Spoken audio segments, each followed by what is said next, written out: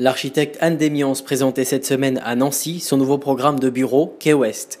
Cet immeuble accueille le nouveau siège social de Pertuis, filiale de Bouygues Construction qui a par ailleurs bâti cet immeuble. Ce dernier ne compte pas moins de 650 fenêtres qui confèrent une allure peu commune à ce bâtiment recouvert d'inox.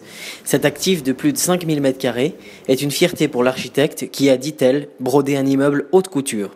C'est un bâtiment que j'ai fait sur mesure, en fait, sur mesure par rapport au site. C'est un bâtiment en fait, qui se veut comme un élément d'articulation entre le quartier ancien et le quartier des Rives de Meurthe.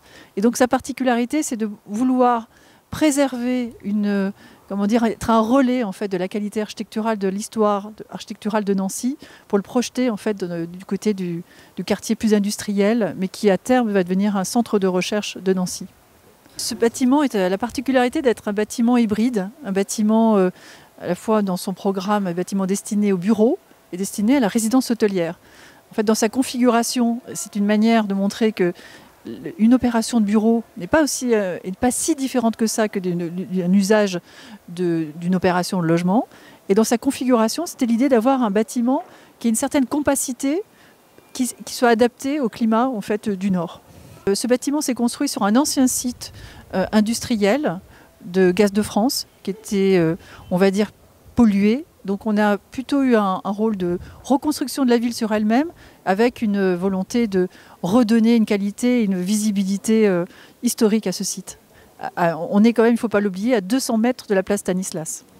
André Rossineau, maire de Nancy, il l'a été pendant près de 30 ans, a accompagné la transformation de cet ancien site de Gaz de France. Il considère que ce bâtiment est un lien entre l'ancien et le nouveau Nancy. Quai Ouest, c'est un lieu un peu magique entre la ville historique, la ville 18e. On est à 200 mètres des immeubles de l'ensemble Stanislas, patrimoine mondial de l'humanité.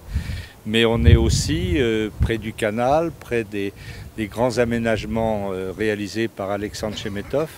Et ce bâtiment, cet ensemble, puisque c'est une énorme rotule, si vous voulez, qui fait un lien entre ces différentes parties de ville et de vie. Parce qu'ici, c'est à la fois un très bel immeuble, mais ce sont aussi des logements. On est à 5 minutes de la place Stanislas et on est dans un ensemble qui, à lui tout seul, est magique et fait l'objet, je dirais, d'un intérêt réel à la fois des usagers de cet immeuble, mais aussi des riverains, des passants qui voient ce Quai Ouest comme un ensemble, un symbole architectural très fort. Est-ce qu'il y a d'autres grands projets tertiaires ou même de logements qui vont bientôt être accueillis sur le territoire de la communauté urbaine ? Ah oui, il y en a plusieurs très grands chantiers en cours autour de la gare. Avec Jean-Marie Dutilleul, là il y a 170 000 m², le Palais des Congrès, des logements, mais aussi des grands ensembles universitaires avec Art, Technologie, Management, qui est le plus grand chantier universitaire en France actuellement. Non, ça bouge beaucoup. Il y a 45 000 étudiants à Nancy, 15 écoles nationales d'ingénieurs, tout ce qui fait une grande communauté urbaine et demain le plus vite possible une métropole. Et du côté de la place Stanislas, où se trouve l'hôtel de ville de Nancy, Laurent Hénard, actuel maire, compte bien soutenir d'autres projets audacieux d'architectes.